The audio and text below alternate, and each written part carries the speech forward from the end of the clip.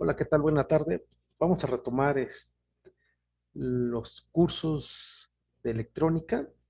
El día de hoy vamos a ver el tema de modelado de pequeña señal del transistor BJT, transistor de ion bipolar, como aplicación más adelante de amplificación de señales. Esta es una de las aplicaciones más importantes del BJT y la otra es como interruptor. Entonces, todas estas pláticas que voy dando y subiendo al canal son para empezar a entender cuál es el concepto y el diseño de los amplificadores de señales a través del BJT. Perfecto. Lo primero que tenemos que entender es el concepto de parámetros a pequeña señal del BJT. Para eso vamos a utilizar la definición de la red de dos puertos. Entonces, una red de dos puertos indica que todo dispositivo de tres terminales puede encontrar su equivalente eléctrico a partir de la teoría del cuadripolo o red de dos puertos. Y menciono el dispositivo de tres terminales porque recordemos que un BJT tiene tres terminales precisamente dentro de su configuración, que es emisor, básico, lector. El MOSFET, que es otro dispositivo también de tres terminales, que es drain con puerta y fuente, también va a tener su equivalente a pequeña señal, pero el punto de hoy es precisamente nada más el parámetro de pequeña señal de BJT. Ahora, un cuadripolo, su característica principal es que presenta dos terminales de entrada y dos terminales de salida. Por eso también se le llama red de cuatro puertos o cuadripolo. Dentro de las dos terminales de entrada tenemos por definición lo que es la corriente de entrada, el voltaje de entrada. Y dentro de las terminales de salida vamos a tener lo que es la corriente de salida y el voltaje de salida. ¿Sí? Ahora, eh, esta es la teoría del cuadripolo. El cuadripolo se puede modelar como dependiente de la frecuencia a través de la influencia de las variables de entrada, que están aquí marcadas, y de las variables de salida.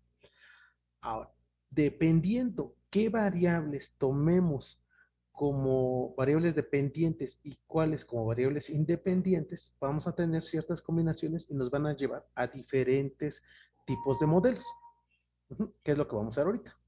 En esta diapositiva les presento las representaciones más comunes de la teoría de cuadripolos. Estos son parámetros que se utilizan mucho en el diseño de amplificadores. Están los parámetros Z, los parámetros Y y parámetros H. También llamados parámetros Z, parámetros de impedancia, parámetros de admitancia y parámetros híbridos. Los parámetros que vamos a utilizar para el diseño de los amplificadores como un primer eh, prueba o primera avanzada de diseño de sus amplificadores, que poco a poco los vamos a ir desarrollando, son los parámetros H o parámetros híbridos. Ahora, ¿qué es lo importante de esto? Lo importante de esto es entender cómo llegar a estos parámetros y que estos parámetros permiten modelar mi red de dos puertos. Y un poquito más adelante vamos a entender que esa red de dos puertos también la podemos aplicar a los dispositivos de tres terminales, BJT y MOSFET. Ajá. Fíjense que, vean que hay una estructura común. En los parámetros Z voy a tener el voltaje de entrada y el voltaje de salida como variables dependientes. Uh-huh. Estas son mis variables. Si yo selecciono el voltaje de entrada y el voltaje de salida como variables dependientes y la corriente de entrada y la corriente de salida como variables independientes, voy a poder llegar a esta matriz o a estos parámetros llamados parámetros de impedancia. Pero si yo tomo la corriente de entrada y la corriente de salida como variable dependiente y el voltaje de entrada y el voltaje de salida como variable independiente, entonces llego a otro tipo de parámetros que llaman parámetros de admitancia. Y los parámetros híbridos se logra cuando tomo el voltaje de entrada y la corriente de salida como variables dependientes. Y a su vez, entonces, la corriente de entrada y el voltaje de salida me veo obligado a tomarlos como variables independientes. Cuando yo hago esta selección de variables dependientes e independientes, llego a parámetros Z, parámetros de admitancia o parámetros híbridos. Ya había dicho que el modelo que vamos a desarrollar, lo vamos a desarrollar y utilizar nosotros para el diseño de los amplificadores, son los modelos en parámetros híbridos. No son los únicos, hay otros parámetros. Están los parámetros S o parámetros SCARTing, está el modelo de Giacoletto, el modelo Pi, que fue uno de los más utilizados, ¿sí? Y fue de los primeros que es con los que se empezaron a hacer los diseños de amplificadores. Bien, ahora, para desarrollar el modelo, entonces ponemos H, que ese es nuestro punto al que queremos llegar, vamos a tomar como variables independientes a la corriente de entrada y el voltaje de salida. Corriente de entrada y voltaje de salida. Y como variables dependientes a la corriente de salida y el voltaje de entrada. Si yo hago eso, entonces voy a tener estas relaciones que las están viendo ahorita. El voltaje de entrada va a ser a la corriente de entrada por un parámetro P, genérico que te lo voy a llamar P, más la contribución del voltaje de salida para un parámetro P2. Y la corriente de salida va a ser igual a la corriente de entrada multiplicada por un parámetro P3 más la contribución del voltaje de salida multiplicado por parámetro 4. Fíjense bien, pongan atención que este voltaje de salida multiplicado por el parámetro P2 es la contribución de la salida hacia la entrada. Y la corriente de entrada multiplicado por su parámetro P3 es la contribución de la entrada hacia la salida. Por lo tanto, este parámetro, este que está aquí, se conoce como un parámetro de retroalimentación, ¿sí? Y este es un parámetro de retroalimentación que va de salida hacia entrada, ¿sí? Y este es un parámetro de retroalimentación directa. Ojo con esos términos porque los vamos a usar en un momento más. Ahora, lo que yo necesito ahora es cómo calculo estos parámetros. Pues bueno, lo que voy a hacer es utilizar condiciones en la frontera. Entonces, para calcular los parámetros P1, P2, P3 y P4, voy a proceder de la siguiente manera. Voy a condicionar las variables independientes a que tomen valores igual a 0. Las independientes. Las dependientes no las puedo condicionar porque acuérdense que por definición la variable dependiente es función de otra variable que es la independiente. Entonces, lo que yo sí puedo hacer es que la variable independiente tome un valor de 0. Entonces, en particular, voy a empezar indicando que la corriente de entrada tome el valor de 0. Este concepto se conoce como circuito abierto, ¿sí? Es la medición a circuito abierto. Entonces, lo que tengo que hacer experimentalmente es lograr que la corriente de entrada valga 0.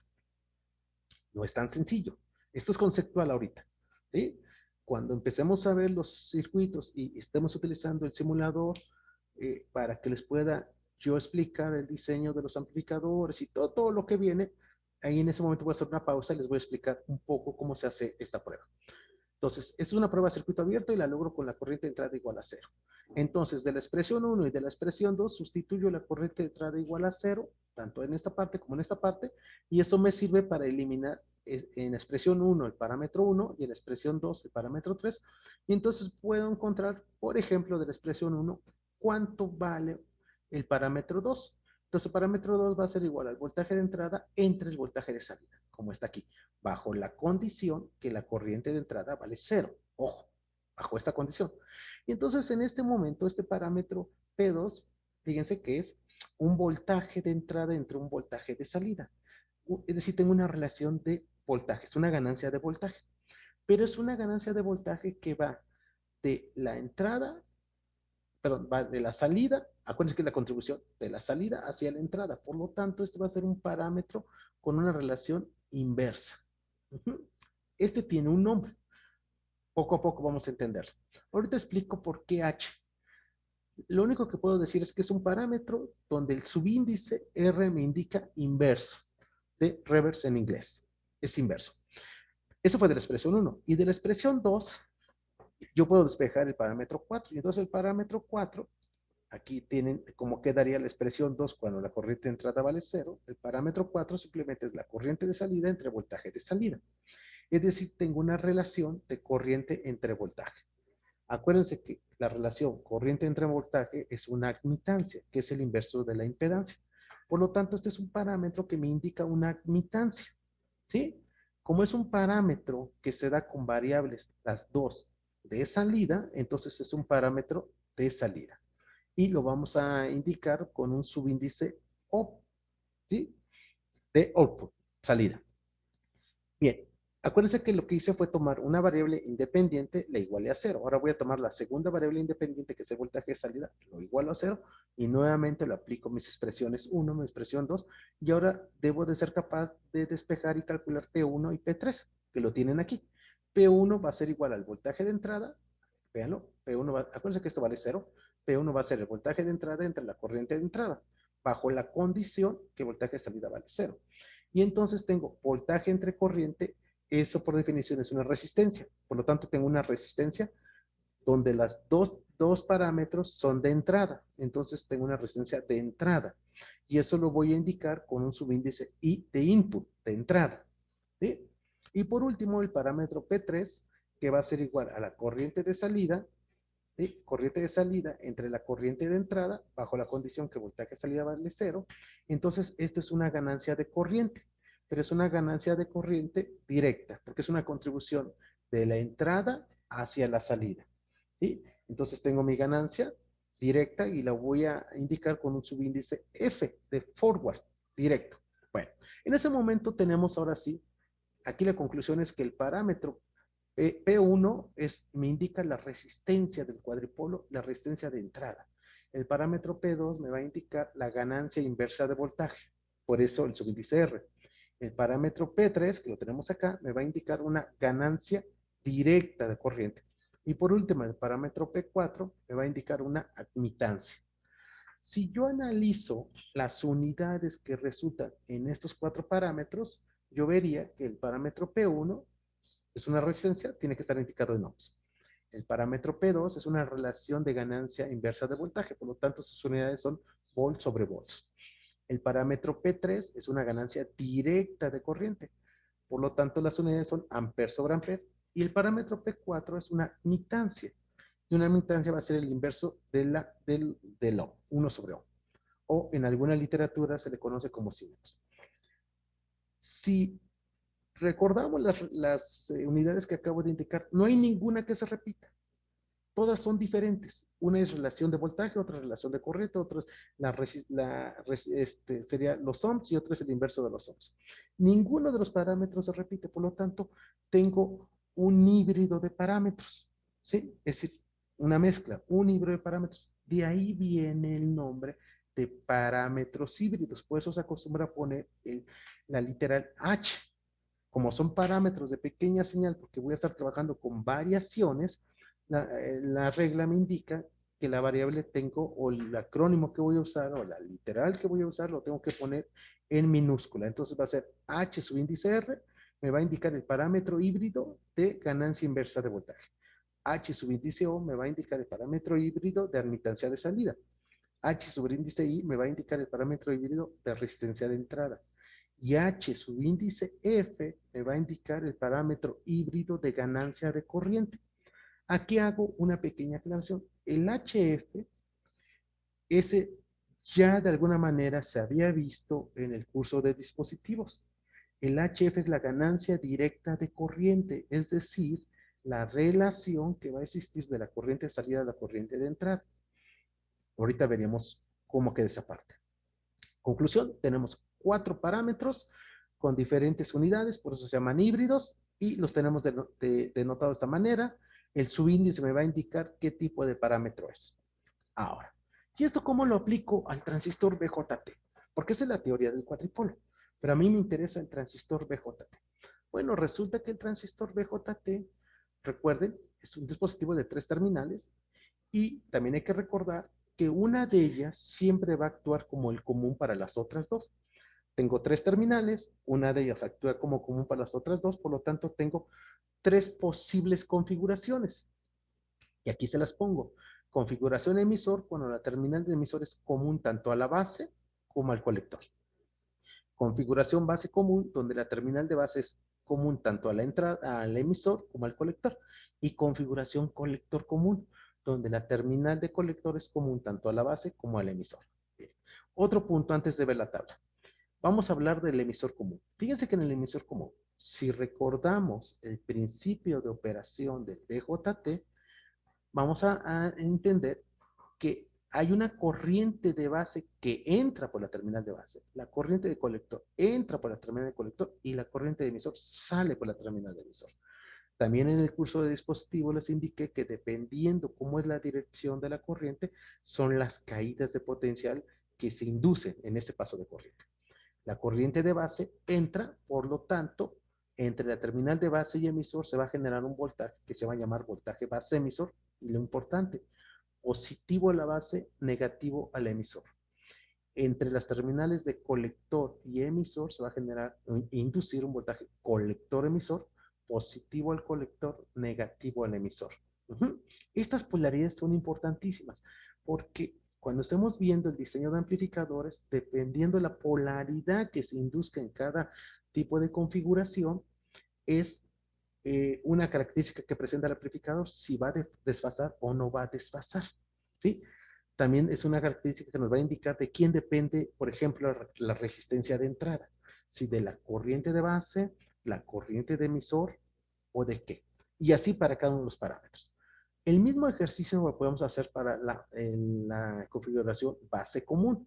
Fíjense que la corriente de base ahora sigue siendo la corriente de base entra, la corriente de emisor sale, pero por la forma en cómo están conectado, configurado el transistor, ahora vean que la señal de entrada ahora va a ser el voltaje emisor base, donde el positivo es a la base, ¿sí? Porque aquí es donde fluye, entra la corriente, y el negativo es al emisor. Y el voltaje de salida se va a presentar entre el colector base, donde el positivo es en el colector y el negativo va a ser a la base. Aquí se ve claramente cómo hay un desfasamiento entre el voltaje de entrada menos más y el voltaje de salida más menos. Eso lo platicamos después, pero es importante que esto lo tengan presente. ¿Y qué sucede en el colector común? El voltaje de entrada, aquí como se los estoy señalando, es el voltaje base colector menos más, igual, así como está indicado.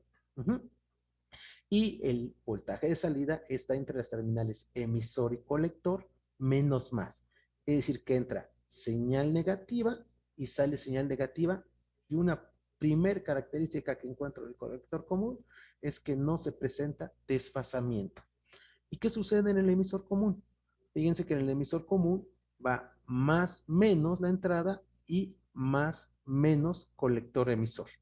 En cuanto al voltaje, no va a haber desfasamiento. Pero ahora platiquemos de las corrientes. En el emisor común, la corriente de entrada va a ser la corriente de base y la corriente de salida es la corriente de colector. Y vean que tienen sentido opuesto. La corriente de base entra al dispositivo y la corriente de colector sale, y como aquí va a estar mi salida, esta va a presentar un desfasamiento de 180 grados con respecto a la base. No se preocupen si en esta primera plática no le entendemos. Precisamente vamos a ir preparando videos, los voy a ir explicando como complemento al curso de dispositivos, y que esta es la continuación del curso de amplificadores. Y el mismo ejercicio podemos hacerlo para base común y colector común. Yo le dejaría ahí, que les pediría que ustedes analicen y lleguen a su conclusión cómo se comportan las corrientes de emisor, de colector y de base en base común y en colector común. ¿Ok? Ahora, lo importante de esto. Ya debimos haber entendido que esto es un cuadripolo. ¿Por qué es un cuadripolo? Porque cumple la teoría de que hay dos terminales de entrada y dos terminales de salida. Las dos terminales de entrada para esta configuración emisor común es la base y el emisor. Y las dos terminales de salida es colector y emisor. Y así lo pueden ir observando para las siguientes dos configuraciones. Las configuraciones de un transistor BJT siempre van a ser tres, y todo se centra en el estudio si es una configuración emisor común, una configuración base común o una configuración colector común. Y esta tablita es muy importante porque me indica quién actúa dependiendo la configuración, quién actúa como entrada, corriente de salida, voltaje de entrada y voltaje de salida. Voy a hacer el ejercicio nada más para emisor común, que es el que más se utiliza. ¿Sí? Pero el colector común es muy importante. Después lo veremos. La corriente de entrada en el emisor común va a ser la corriente de base. La corriente de salida va a ser menos la corriente de colector. Ya expliqué por el sentido. El voltaje de entrada va a ser el voltaje base emisor, es decir, más voltaje base emisor. Acuérdense que por norma el signo más no se utiliza, no se indica. el voltaje de salida va a ser el voltaje colector emisor. Estas son tanto la indicación de corriente de entrada, corriente de salida, voltaje de entrada y voltaje de salida para emisor común. Y lo mismo pueden verificar para base común y para colector común. Ahora, ¿por qué lo hice?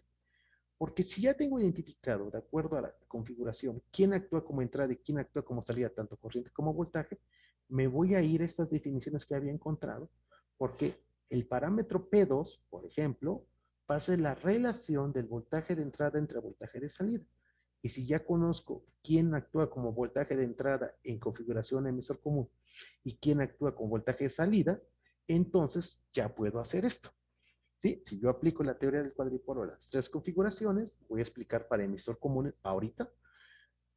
Yo tendría, acuérdense que tenemos cuatro parámetros: resistencia de entrada, admitancia de salida, ganancia directa de corriente y ganancia inversa de voltaje. La resistencia de entrada, regresémonos, ¿a qué es igual? La resistencia de entrada es el parámetro P1, es el voltaje de entrada entre la corriente de entrada bajo la condición que el voltaje de salida valga cero. Recuerden esto, voltaje de entrada entre corriente de entrada. Entonces me voy, y la resistencia de entrada es el voltaje de entrada entre la corriente de entrada. ¿Quién es el voltaje de entrada en emisor común? Pues el voltaje de entrada es voltaje base emisor. ¿Quién es la resistencia de entrada? La corriente de base. Entonces es voltaje base emisor entre corriente de base bajo la condición que el voltaje de salida, que es voltaje colector emisor, vean, voltaje de salida igual a voltaje colector emisor, es igual a cero. Y así yo les invito a que revisen, de acuerdo al ejercicio que acabo de hacer, revisen los demás parámetros y van a encontrar que el parámetro de admitancia, HO, es igual a la variación de corriente de colector entre variación de voltaje colector emisor. El parámetro HFE es la variación de la corriente de colector entre el voltaje base emisor. Y HRE es la variación de voltaje colector emisor entre voltaje base emisor. Pero estoy adicionando un subíndice. Me había quedado hace rato en el I, subíndices, I, O, F y R. Como tengo tres configuraciones, y por ejemplo, para la resistencia de entrada yo puedo tener tres posibles resistencias de entrada. Puedo tener la resistencia de entrada del emisor común, la resistencia de entrada de configuración base común y la resistencia de entrada de conector común. Una forma de poder separar o discriminar una con respecto a la otra, identificar una con respecto a la otra, es ponerle un segundo subíndice, donde el segundo subíndice me indica el tipo de configuración. Entonces, H y E es un parámetro híbrido que me indica la resistencia de entrada para la configuración emisor común. H y B es un parámetro híbrido que me indica la resistencia de entrada, pero para la configuración base común. Y H y C es un parámetro híbrido que me indica la resistencia de entrada, pero para la configuración colector común, y así para todos los demás parámetros. ¿Sí? Entonces, puedo tener hasta 12 parámetros híbridos para las tres posibles configuraciones.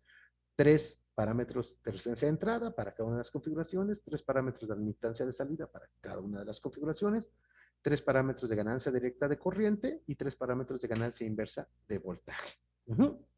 Ahora, como se lo estoy indicando aquí, si ustedes se van a la hoja de datos del fabricante y agarran cualquier BJT, pero que sea la hoja de datos del fabricante, no la hoja de reemplazos, porque esa viene muy reducida, muy acotada. La invitación es que revisen la hoja de datos del fabricante. Van a encontrar que el fabricante indica los parámetros híbridos del transistor, de su BJT, a matrícula que ustedes agarren. Normalmente el fabricante indica los parámetros híbridos, pero para configuración emisor común. Es decir, estos tienen valores. Ahorita estamos viendo el concepto nada más, pero tienen valores. Y el fabricante, en sus laboratorios especializados, él ya hizo la medición de estos parámetros. ¿Sí? Entonces, normalmente tenemos acceso a los valores típicos de los parámetros híbridos en emisor común de mi transistor. Pero, ¿qué pasa si yo quiero trabajar en base común o quiero trabajar en colector común? Entonces hay que encontrar las equivalencias entre los parámetros híbridos de emisor común, con base común, con el colector común y así sucesivamente. En esta tabla les estoy poniendo cómo se calculan o cómo se relacionan los parámetros híbridos a partir. Aquí lo interesante es esto. Nosotros debemos de conocer los parámetros híbridos de emisor común. Es decir, yo debo de conocer todos los HIE, HOE, HRE y HEP. Y si quiero pasar de emisor común a base común, aquí tengo cómo calcular el parámetro de impedancia, resistencia de entrada en base común va a ser igual a la resistencia de entrada en emisor común entre 1 más la ganancia directa de corriente en emisor común. Es decir, vean que todos estos parámetros son en emisor común. Y de igual manera puedo calcular los parámetros colector común a partir de los parámetros de emisor común. Esta tabla les va a ayudar mucho porque con eso podemos pasar de emisor común, de parámetros de emisor común a parámetros base común o a parámetros colector común. ¿Sí? Recuerden, el fabricante normalmente nos da los parámetros en emisor común. Y entonces, por ejemplo, aquí les dejo un ejemplo de para qué me serviría esto. Yo agarré, por ejemplo, el transistor 2N3904. Es un transistor de pequeña señal, se consigue muy fácil, no hay ningún problema para que bajen la hoja de datos del fabricante. Y algo que yo hice fue de la hoja de datos del fabricante para estos valores particulares de punto de operación. Recuerden el curso de dispositivos y si apenas están viendo este video, yo les recomiendo que se vayan un poquito atrás, la teoría del transistor donde hablo qué es el punto de operación y cuál es su importancia. Entonces el punto de operación está indicado por qué valor de corriente y qué valor de voltaje en particular vamos a trabajar. Los parámetros híbridos son sensibles al valor del punto de operación, es decir, cuánto vale la ICQ y cuánto vale el DCQ. El fabricante también nos indica sus valores de parámetros híbridos que nos está entregando en la hoja de datos del fabricante, nos indica a qué valor de punto de operación se hicieron las mediciones. Normalmente nos indica 2 o 3 puntos de operación separados entre ellos. Y con esos 2 o 3 puntos de operación que nos da la información, nosotros podemos extrapolar si fuera necesario un punto que no caiga dentro de lo que está indicado el fabricante. Eso, no, insisto, son detallitos que intentaré resolver y explicar en videos siguientes. Entonces, para ICQ igual a 1 mA y BCQ igual a 6 volt, el transistor 2N3904 presenta estos parámetros híbridos. Una resistencia de entrada de 3.1 kΩ, una ganancia directa de corriente de 125, es una ganancia alta, una ganancia de voltaje inverso de 1.3 por 10 a la menos 4. Vean que este valor es muy pequeño, dependiendo del tipo de transistor, este puede todavía ser más pequeño. Por eso es típico que cuando empecemos a desarrollar las ecuaciones de diseño, lo hagamos tender a hacer, es decir, lo estemos despreciando. Digamos, es tan pequeño que no impacta dentro de mis ecuaciones y eso me sirve para ir eliminando variables y llegar a ecuaciones más sencillas. Pero ojo, el momento que yo elimino esto o lo hago igual a 0, pues voy a tener un error. Un error pequeño, pero siempre va a haber un error. Se llama error por aproximación. Y el parámetro de admitancia de salida, 8.5 por 10 a la menos 6 Siemens. ¿Sí? Acuérdense que este es un parámetro de admitancia, por lo tanto, el inverso de este parámetro me da la impedancia. Un valor, el inverso de 10 a la menos 6 me va a dar megaohms. Este es otro punto importante. No, si el parámetro de admitancia es muy pequeño, entonces su inverso, que es la impedancia, va a ser muy grande y también se toma esa consideración para que en el desarrollo de las ecuaciones de diseño podamos nosotros minimizarlo y no tomarlo en cuenta. Es decir, hacerlo igual a 0. Acuérdense, cada vez que yo haga igual a 0 este parámetro, para efecto de obtener ecuaciones más compactas y fáciles de resolver, pues voy a tener un error por aproximación. Entonces el ejercicio que se los dejo a ustedes es, a partir de estos parámetros híbridos de emisor común, pues hagan el cambio o calculen sus parámetros híbridos en base común y en colector común. Este es un ejercicio muy simple, pero para que ustedes vayan teniendo idea de para qué sirven esos parámetros. Una vez que hicieron este ejercicio, una vez que entendemos qué son los parámetros híbridos, emisor común, base común, colector común, qué representa cada uno de ellos, la pregunta es, y bueno, ¿para qué me sirvió calcular estos parámetros? Porque entonces yo ya puedo representar mi cuadripolo, acuérdense que iniciamos con un cuadripolo, ¿sí? Este en particular es para el emisor común. ¿Por qué sé que es el emisor común? Porque dice que la terminal, que es común tanto al puerto de entrada como al puerto de salida terminal de emisor. Este ejercicio se puede también dar, o este dibujo equivalente, o diagrama equivalente, se puede hacer para el base común y el colector común.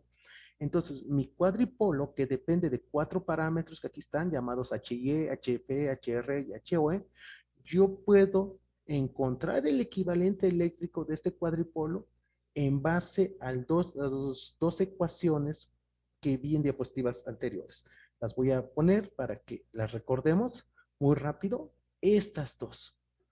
¿Qué me está indicando esto? Que el voltaje de entrada, si el cuadripolo a la entrada, el voltaje va a estar determinado por la corriente de entrada, por el parámetro P1, que es una resistencia de entrada, que es el HIE, más el voltaje de salida, por el parámetro P2, que es HRE, donde la corriente de entrada base para emisor común es la corriente de base y el voltaje de salida para emisor común es el voltaje colector emisor. Y entonces, recordando eso, pues ahora sí, aquí lo tengo. Aquí está la terminal de base y la terminal de emisor como puerto de entrada, ahí lo tengo, la corriente de entrada es la corriente de base, y entonces el voltaje de entrada, voltaje base de emisor, va a ser igual al parámetro HY por la corriente de entrada que sí ve, más el voltaje de salida, voltaje colector emisor, por el parámetro HRE, que esto lo puedo indicar como una fuente de voltaje controlada por voltaje. ¿Qué quiere decir esto? Que el voltaje de salida que va a estar en estos extremos va a depender de cuánto valga este voltaje colector emisor. Si el voltaje, dije de salida, una disculpa, el voltaje en los extremos de esta fuente controlada va a ser función de cuánto vale el voltaje colector emisor que se comporta como salida. Por eso esta fuente se le llama fuente de voltaje controlada por voltaje. Y a la salida, pues a la salida voy a utilizar la segunda ecuación, que es esta, donde me dice que la corriente de salida, vean que como estamos hablando de corrientes, ahora voy a tener un paralelo. Ojo con eso. La corriente de salida va a ser igual a la corriente de entrada por P3. ¿Y quién es P3? Pues P3 es la ganancia de corriente, el HFE, más el voltaje de salida, que es el voltaje colector emisor, por P4, y P4 aquí lo tienen, P4 es la admitancia de salida. Teniendo eso en mente, podemos ahora sí entender por qué se dibuja de esta manera. Es la corriente de salida IC va a ser igual a, empezamos por este, la corriente de entrada por el parámetro HF, y esto lo representamos como una fuente de corriente controlada por corriente, nada más que es una ganancia directa. Una fuente de corriente, si la corriente que circula aquí va a depender de cuánto vale la corriente de base, es decir, la corriente que circula acá. Esta es una fuente de corriente controlada por corriente. Y en paralelo, el inverso de HO, de admitancia de salida, y como voltaje de salida, voltaje colector emisor. Este es el equivalente eléctrico en parámetros híbridos que para nosotros, con los cursos de teoría de circuitos, de dispositivos, ya deberíamos de tener claro que a esto le puedo aplicar todos los teoremas de teoría de circuitos, teorema de Thevenin, teorema de Norton, transformación de fuentes, superposición, sí, todo lo que por ahí nos explica teoría de circuitos, ya se lo puedo aplicar a este equivalente eléctrico, que es el equivalente eléctrico del transistor BJT en emisor común, que salió de la teoría de cuadripolos. Este es un gran avance, porque a partir de aquí vamos a analizar y vamos a desarrollar las ecuaciones más adelante. ¿Cuál es la acotación, la desventaja de este modelo? Como se los puse aquí, este modelo desarrollado no contempla capacitancia en las uniones. Recordemos del curso de dispositivos, en la unión PN se presentan capacitancias, por lo tanto, aquí no se presenta la capacitancia base-emisor, no se presenta la capacitancia colector-base, si la capacitancia cae de acá hacia acá, a este punto, esta terminal. No considera las inductancias parásitas en los contactos, es decir, la inductancia que hay de la terminal física del dispositivo al área de sustrato, que es un alambrito de unos cuantos micrómetros, hay una inductancia que es la inductancia de base, la inductancia de emisor y la inductancia de colector. No contempla las resistencias parásitas en los contactos. Así como hay una inductancia, también hay una resistencia parásita que es función del calibre, del grosor y de la longitud de los contactos físicos internos que están dentro del transistor. Y bueno, entonces para considerar dependencia en mediana y alta frecuencia, pues generalmente se utilizan otro tipo de modelos, como puede ser el modelo Pi o modelo de conductancia, el modelo Z y el modelo S. El modelo de parámetros híbridos es un modelo que trabaja muy bien a baja frecuencia. Para audio es excelente. Es decir, no estoy diciendo que sea lo mejor, pero es muy adecuado, su diseño es muy sencillo y da buena respuesta en frecuencia. Pero si ustedes quieren trabajar el diseño de un amplificador en radiofrecuencia, que son cientos de kilohertz, el modelo en parámetros híbridos no es suficiente, no es adecuado. ¿Por qué no es adecuado? Porque no presenta, no contempla todas estas capacitancias, inductancias y resistencias parásitas y por lo tanto su respuesta en frecuencia es pobre dentro de esa aplicación. Algo que debemos de tener entendido, y con eso dejaremos esta plática el día de hoy, o este video, es que el modelo en parámetros híbridos que acabo de explicar en forma muy rápida, ¿sí? Es adecuado para aplicaciones en el rango audible, máximo 20 kHz. Recuerden que el rango audible se considera que está de los 20 Hz a aproximadamente 16 kHz, pero el ancho de banda que se considera para el audio es de 20 kHz. ¿Por qué 20 kHz? Porque de 16 a 20 de 16 kHz a 20 hay una guarda de 4 y así es como se normalizó hace años. Hoy en día esa guarda de 4 kHz se usa para otras cosas en el área telefónica. Pero bueno, ese es otro punto. Entonces, conclusión, hemos encontrado, lo importante es de dónde sale este equivalente eléctrico y deje nada más ponerlo aquí. Este equivalente eléctrico es precisamente esto. Mi transistor, aquí tengo, mi transistor base, colector y emisor. Este circuito me está representando a mi transistor BJT en configuración emisor común. Este sería el primer video de este curso en línea que les voy a estar subiendo sobre diseño de amplificadores. Yo les pediría que estén viendo este video, lo revisen, vean ahí todos los detallitos que puse en las notas y pasaríamos a un segundo video en próximos días. Que estén muy bien.